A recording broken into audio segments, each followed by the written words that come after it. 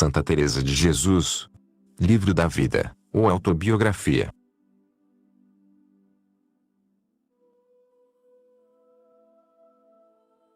Capítulo 17. Prossegue na mesma matéria deste terceiro grau de oração. Acaba de expor os efeitos que produz. Diz o dano aqui causado pela imaginação e a memória. Fica razoavelmente dito este modo de oração e o que há de fazer a alma ou, para melhor dizer, o que nela faz Deus, pois é já Ele quem toma o ofício de hortelão e quer que ela folgue. A vontade só tem de consentir naquelas mercês que goza, e de se oferecer a tudo quanto nela quiser operar a verdadeira sabedoria.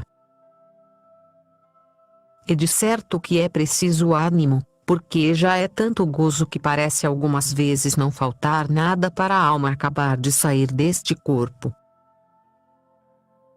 E que venturosa morte seria!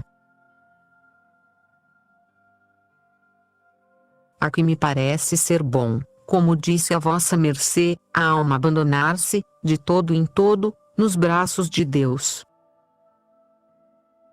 Se a quiser levar ao céu, vai, se ao inferno, não tem pena, logo que vá com o seu bem, que se acabe de todo a vida, isso quer, se há de durar 1000 anos, também. Disponha dela Sua Majestade como de coisa própria, já não é senhora de si mesma, está dada de todo ao Senhor, despreocupe-se, pois, de tudo. Digo, quando Deus dá tão alta oração como esta, a alma pode fazer tudo isto e muito mais. Pois estes são os seus efeitos. E entende que o faz sem nenhum cansaço do entendimento. Somente me parece que está como que espantada de ver como o Senhor faz tão bem de hortelão, não querendo que ela tenha trabalho algum, senão o de se deleitar em que comecem as flores a dar perfume. Num contacto destes, por pouco que dure, é tal o hortelão que enfim, como Criador da água, dá sem medida. O que a pobre da alma, com trabalho e cansaço do entendimento, não pôde porventura conseguir em 20 anos, falam este hortelão celestial num instante, e a fruta cresce e amadurece de maneira que a alma se pode sustentar do seu horto, querendo o Senhor. Mas não lhe dá licença de repartir a fruta, até que esteja forte com o que dela tenha comido. Não se lhe vá tudo em aprovar. E não lhe dando nada de proveito, nem lhe pagando aqueles a quem há der, os mantenha e dê de comer à sua custa, e fique, porventura, morta de fome.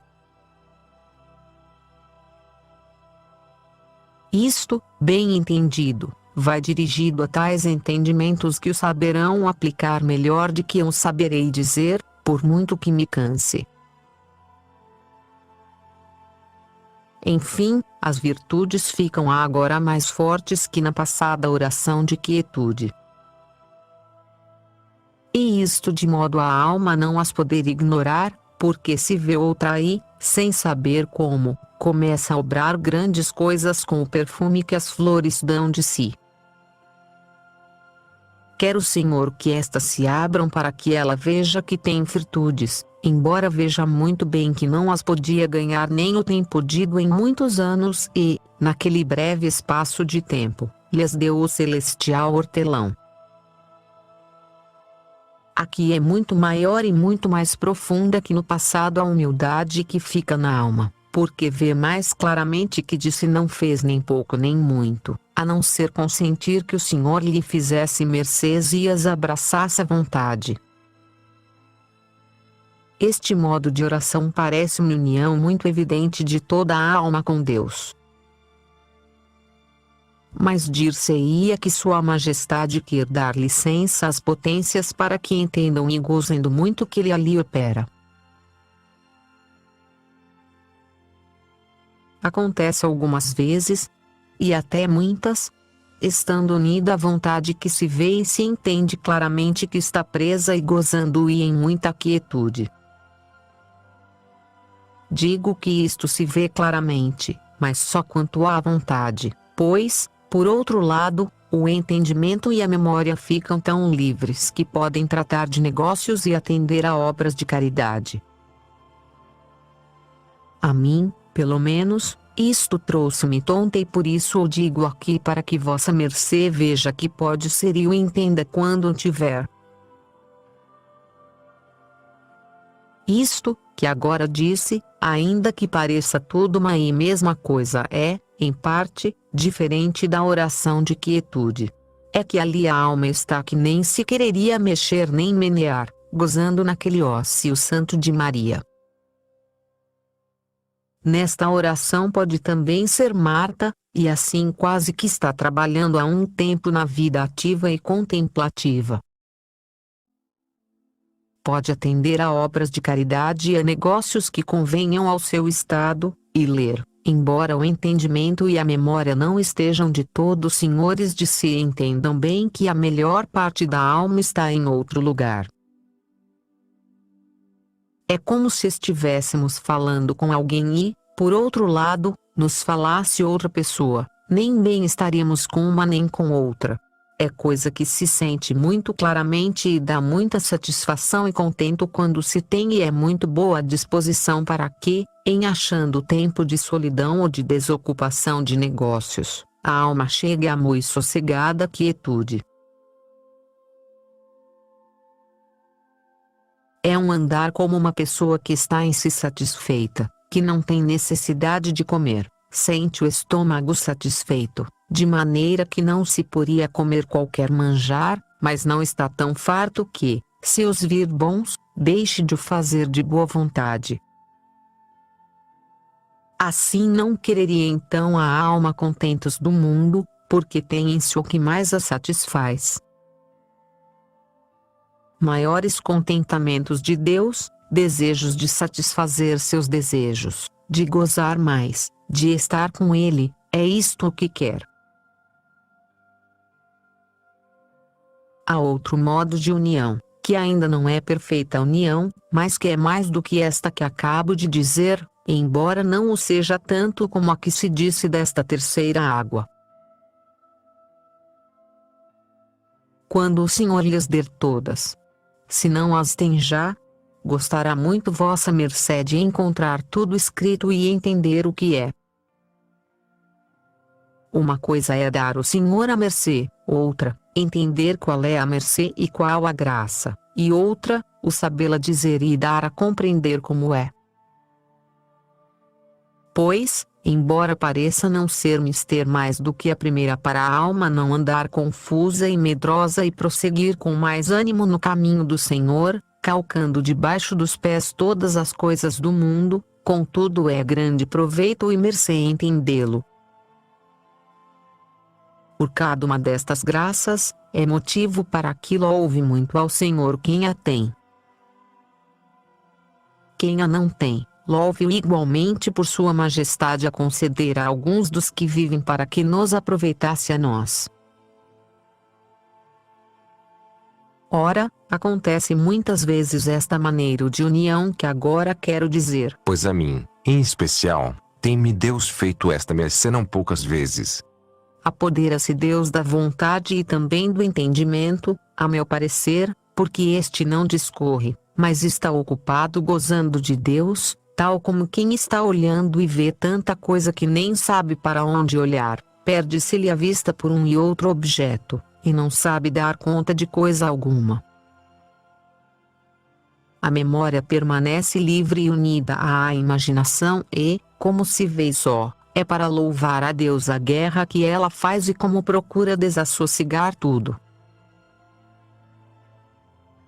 A mim, traz-me cansada e me aborrece, e muitas vezes suplico ao Senhor que, se tanto me há de estorvar, me atire nestas alturas. Digo-lhe algumas vezes, quando, meu Deus, há de estar já toda unida a minha alma no vosso louvor e não feita em pedaços sem poder valer-se a si mesma? Aqui, vejo o mal que nos fez o pecado, pois assim nos sujeitou a não fazer e sempre o que queremos, ou seja, de estar sempre ocupados em Deus. Digo que me acontece às vezes, e hoje tem sido uma delas e assim tenho-o bem na memória, que vejo desfazer-se a minha alma com o desejo de se ver toda ela unida onde tem a maior parte de si mesma e ser-lhe impossível, pois dá-lhe tal guerra a memória e imaginação que o não pode conseguir. E como a estas lhes falta a ajuda das outras potências, de nada valem nem mesmo para fazer mal. Muito fazem em desassossegar. Para fazer mal digo, porque não têm força nem sabem estar quietas. Como o entendimento não ajuda pouco nem muito no que lhe representa a memória, esta não para em nada, anda de um lado para o outro, que não parece senão destas borboletas da noite, importunas e irrequietas. Muito a propósito, me parece vir esta comparação, porque ainda que não tenha força para fazer nenhum mal, importuna aos que a veem. Para isto não sei que remédio haja, pois até agora não me fez Deus entender, de boa vontade o tomaria para mim, pois me atormenta, como digo, muitas vezes. Apresenta-se-nos aqui a nossa miséria, e muito claramente o grande poder de Deus, pois esta potência, que permanece à solta, tanto nos danifica e nos cansa, e as outras que estão com Sua Majestade, tão grande descanso nos dão. O último remédio que encontrei ao cabo de me ter afadigado muitos anos, é o que disse na oração de quietudez, que não se faça mais caso da imaginação que de um louco, é deixá-la com seu tema, que só Deus lhe pode tirar. Enfim, aqui fica por escrava. Temos que a sofrer com paciência, como fez Jacobalia, pois bastante mercê nos faz o Senhor permitindo que gozemos de Raquel. Digo que fica escrava porque, afinal, não pode, por muito que faça, trazer a si as outras potências. Antes, são estas que, sem nenhum trabalho, a fazem ir muitas vezes a elas. Algumas vezes, é Deus servido de se compadecer, ao ver-a tão perdida e desassossegada com o desejo de estar com as outras, e consente-lhe, então, Sua Majestade que se queime no fogo daquela vela divina onde as outras já estão feitas em pó, perdido o seu ser natural, tornado quase sobrenatural, gozando de tão grandes bens. Em todas estas modalidades, desta última água da fonte de que falei, é tão grande a glória e descanso da alma, que o corpo participa muito sensivelmente daquele gozo e deleite. E isto claramente se vê e as virtudes ficam tão crescidas, como tenho já dito. Parece que o Senhor quis declarar-me estes estados de oração em que a alma se vê, tanto quanto aqui se pode dar a entender, segundo julgo. Trate disto, vossa mercê, com pessoa espiritual que tenha chegado aqui e tenha letras. Se lhe disser que está bem, creia que lhe comunicou Deus. Tenho em muito apreço e agradeça a Sua Majestade. Com o andar do tempo, como tenho dito, folgará muito de assim entender o que é, enquanto não lhe é dada graça para compreender, por si mesmo, embora lhe seja dado de o gozar. Uma vez que Sua Majestade lhe tenha concedido a primeira, com o seu entendimento e letras, logo entenderá, pelo que ficou aqui dito. Seja Ele por tudo louvado por todos os séculos dos séculos. Amém.